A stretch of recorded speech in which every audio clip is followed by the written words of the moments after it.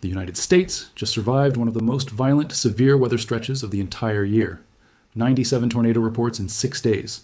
A historic EF3 tornado tearing through Mineral Wells, Texas. An EF4 twister with 170-mile-per-hour winds carving a path near Vance Air Force Base in Enid, Oklahoma. Baseball-sized hail punching through the roof of a Walmart in Springfield, Missouri. And at least 3 people died across the region. But here's what you need to understand right now. That stretch is not the end of the story. 2 more large storm systems are already on their way, and over the next 7 days, severe weather is coming back to the Great Plains, the Ohio Valley, and Dixie Alley with multiple dangerous rounds that every person in those regions needs to take seriously. Before we talk about what is coming, it helps to understand why this opening stretch of May looks so unusually volatile and strange. Right now, a very large upper-level low-pressure system is sitting parked directly over northeastern Canada, and it is doing something that we do not see very often at this time of year. It is acting like a giant atmospheric pump, pulling massive quantities of cold Canadian air southward and funneling them down through the Great Plains and the Ohio Valley. If you have been reaching back for your sweater and jacket in the last few days, even though it is supposed to be spring, that is exactly why.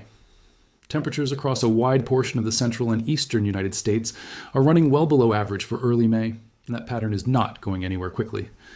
Below average temperatures are more likely than not across the Great Plains, the Midwest, and back along the East Coast for the next 10 days or more, while people living along the West Coast are sitting in above average warmth. It is a tale of 2 completely different Americas right now in terms of temperature. But here's the thing about that Canadian cold air spilling southward. When it eventually collides with the warm, humid air that keeps surging northward from the Gulf of Mexico, the atmospheric clash that results is exactly the kind of explosive environment that produces organized, severe weather. And that collision is already beginning to take shape. The first of the 2 storm systems is active right now, and it is bringing its threats along the Gulf Coast today and into tomorrow. The Storm Prediction Center has a marginal risk of severe weather covering a wide swath of the Gulf Coast region today, including San Antonio, Houston, Mobile, New Orleans, and stretching all the way over into Panama City, Florida. The main concerns with this first round are damaging wind gusts and isolated large hail, but forecasters are not ruling out a couple of tornadoes either, particularly across parts of Texas during the afternoon and then across the New Orleans and Mobile areas later into the evening and overnight hours. The flooding risk is also very real with this system. Significant rainfall has already been moving through Texas and Louisiana this morning, and with a slow-moving front and rich Gulf moisture being tapped by this storm, localized flooding is a genuine danger alongside the severe weather threat. The heaviest rainfall in southeast Texas is expected to peak during the late afternoon, right as people are trying to get home from work, which makes the flooding danger especially elevated during the commute hours. As we move into Saturday, the severe weather focus shifts eastward into Florida and Georgia. The Storm Prediction Center has placed a slight risk of severe weather covering a significant portion of the Florida peninsula, stretching from Jacksonville back through Panama City, running just north of the Interstate 4 corridor near Tampa, and extending through Orlando and the Daytona Beach area. This is not a typical setup for severe weather in Florida, and it is not something that residents in this part of the country have seen much of in 2026. The primary concerns are damaging wind gusts and large hail, but forecasters are specifically not ruling out a couple of tornadoes, and there is genuine concern about the possibility of a stronger tornado somewhere in the vicinity of Cedar Key on the central Florida Gulf Coast. A line of storms will be pushing through the region throughout Saturday, with Tallahassee likely seeing impacts during the morning hours.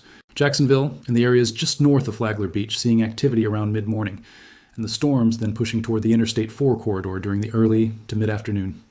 Most of the severe weather should be done by early evening, but residents across the entire risk area need to stay weather aware and have multiple ways to receive warnings, because some of these storms could produce damaging wind gusts along a well-organized line before they exit the region. Sunday is going to provide a meaningful pause for most of the country, and genuinely looks like a fantastic day across the Central Plains. High pressure will lock in clean, dry, crisp air across places like Kansas City, Omaha, Tulsa, and Sioux Falls. Dew points will drop into the low 40s, afternoon temperatures will settle around the upper 60s, and breezes will stay light and comfortable. If you're anywhere in that part of the country on Sunday, you should absolutely take advantage of it, because days like that in the middle of an active, severe weather stretch are genuinely rare and valuable. Some isolated showers and a very low-end hail risk are possible near the Great Lakes and around the St. Louis area during the afternoon, but that is about as quiet as things are going to get for a while. By Sunday, the gorgeous weather stretches down toward the Gulf Coast as well, with Louisiana and Texas finally beginning to dry out after the soaking they have been taking from the first storm system.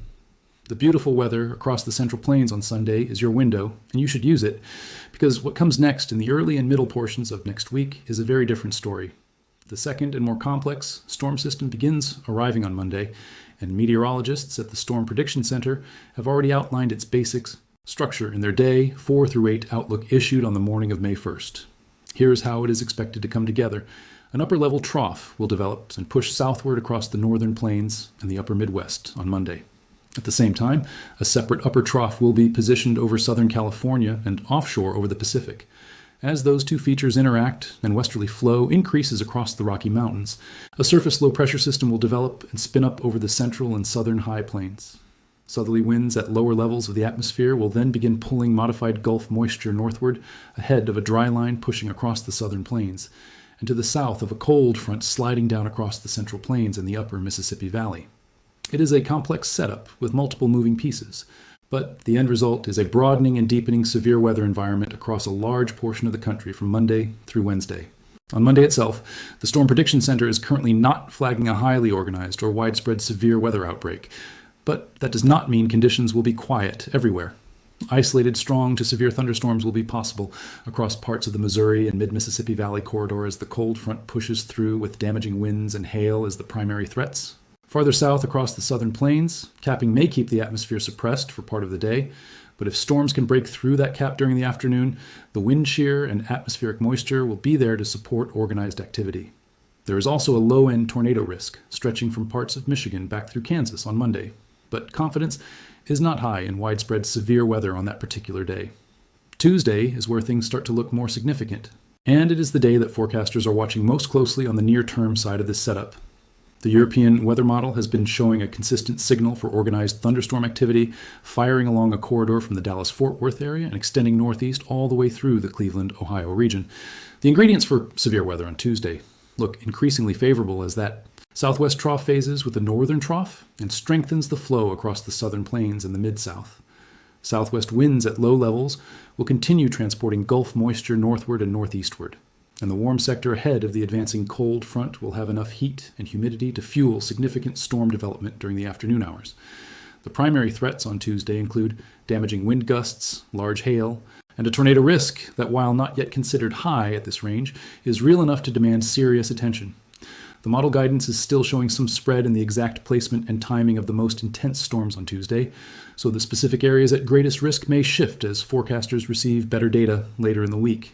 But anyone living along that corridor from North Texas through Arkansas, the Mid-South, and into the Ohio Valley needs to be tracking this setup closely and making sure their emergency plan is fully current before Tuesday arrives. Wednesday is the day that meteorologists are watching most carefully, and it is also the day with the highest level of uncertainty at this range. If the storm system develops in the way that current models are suggesting, Wednesday could bring significant severe weather to Dixie Alley, the region covering Mississippi, Alabama, Tennessee, Arkansas, Louisiana, and Georgia that has become increasingly dangerous over the last decade. Dixie Alley is a uniquely threatening part of the country for severe weather because the terrain and the population density combine in ways that make tornadoes there especially dangerous. More people live closer together across Dixie Alley than in traditional Tornado Alley farther west. And critically, Dixie Alley is known for its nighttime severe weather events. When most people are asleep, their phones face down, and the visual cues that help people recognize approaching danger in daylight are simply not there. If storms on Wednesday end up becoming organized across this region, all hazards of severe weather would be possible, including tornadoes that could reach significant strength.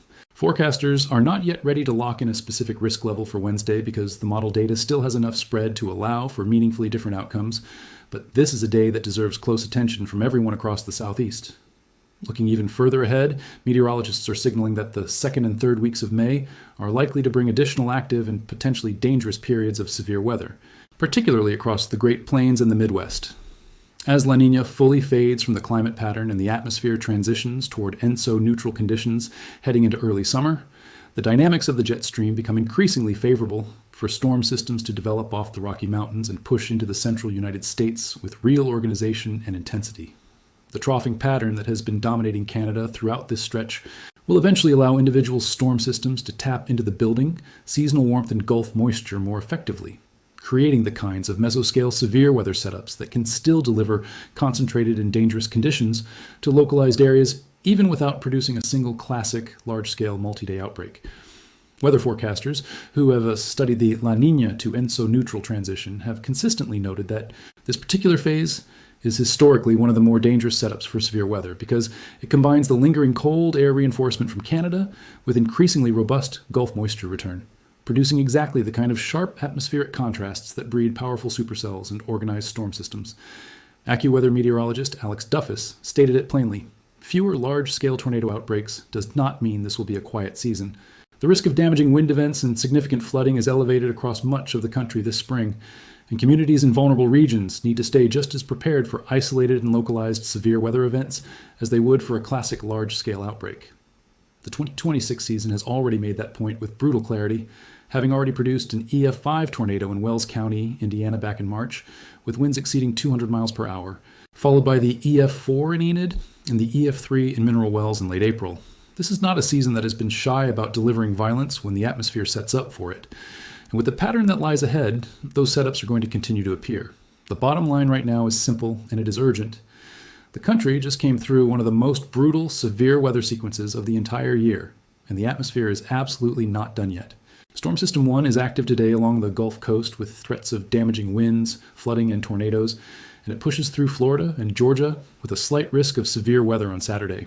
Storm System 2 arrives early next week and intensifies through Tuesday and Wednesday, with the greatest potential for organized, dangerous, and possibly significant severe weather sitting over Dixie Alley by midweek. Both of these systems need to be taken seriously. Stay weather aware every single day this week and into next week.